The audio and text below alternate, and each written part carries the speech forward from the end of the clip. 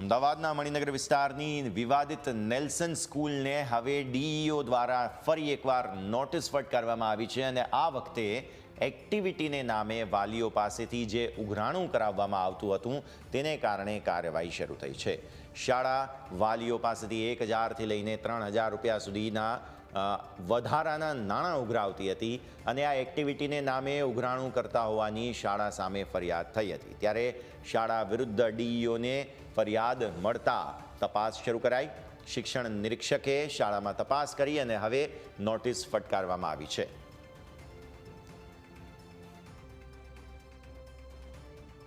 અમદાવાદની નેલ્સન સ્કૂલે પૈસાના ઉઘરાણા શરૂ કર્યા છે અને આ જે સ્કૂલ હતી તેને 1 વર્ષ માટે જ પરમિશન આપવામાં આવી હતી, તો બીજી તરફ હવે તેને એક્ટિવિટીના નામ ઉપર ઉઘરાણો ચાલુ કર્યા છે।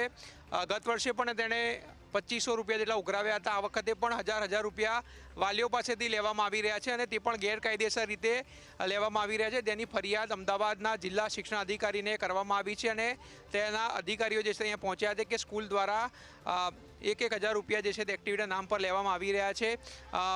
ખૂબ જ ગંભીર બાબત છે, કારણ કે એફઆરસીએ જે ફી નક્કી કરી છે તેના સિવાય 1 પણ રૂપિયો ફી વધારે લઈ શકાતી નથી। તેમ છતાં પણ આ શાળા જે છે તે 1000 રૂપિયા એક્સ્ટ્રા લઈ રહી છે અને તમામ વાલીઓ પાસેથી જો 1000 રૂપિયા પણ લેવામાં આવે તો હજારો વિદ્યાર્થીઓ જે છે અહીં અભ્યાસ કરે છે, ત્યારે કેટલી મોટી ફીની રકમ જે છે તે ગેરકાયદેસર રીતે મેળવી રહ્યો છે તે એક સૌથી મોટો પ્રશ્ન છે। હાલ તો જિલ્લા શિક્ષણ અધિકારીએ આ શાળાને નોટિસ આપી છે અને તેના શિક્ષણ નિરીક્ષક જે છે તે પણ શાળામાં આવ્યા છે અને તપાસ કરી રહ્યા છે કે કેટલા વિદ્યાર્થીઓ પાસેથી આ પૈસા જે છે લેવામાં આવ્યા છે, કારણ કે વહેલી સવારે આજે રિઝલ્ટ આપવાનો દિવસ હતો, રિઝલ્ટ શાળા સાથે આપવાનું શરૂ કર્યું ત્યારથી તેણે દરેક વિદ્યાર્થીઓ પાસેથી 1000 રૂપિયા લઈ રહ્યા છે અને જો પૈસા ન ભરે તો પરિણામ જે છે તે પણ આપવામાં નથી આવી રહ્યું।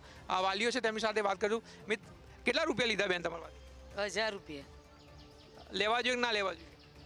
લેવા ના જોઈએ, આમ તો ખરેખર મેં એક્સ્ટ્રા એક્ટિવિટી પ્રમાણે એક્ટિવિટીના નામ પર લે છે। એ એક્સ્ટ્રા એવું લખીને આવ્યું તું અંદર એક્સ્ટ્રા એક્ટિવિટી। ગયા વર્ષે બી ભર્યા હતા? ફી વધારીની ભરેલી, વધારાની ફી જે હતી એ ભરી અમે, વધારો આવ્યો નહીં। તો વાલીઓ જે છે તે જોઈ રહ્યા મિત્ર 1000 રૂપિયા ભર્યા કે નહીં? 1000 રૂપિયા ભર્યા ને ભાઈ। શેના લે છે? હવે એ કીધું ને કંઈ બી પણ ભર્યા ખરા, અમે એટલું ખબર છે। રોકડા જ લે છે કે ચેકથી લે? રોકડા। ઓનલાઈન લે છે? ના, ઓનલાઈન કોઈ દિવસ લીધા જ નહીં, કોઈ દિવસ રોકડા જ લે છે। ફીની રસીદ આપી એની? ના, કંઈ આપ્યું નથી।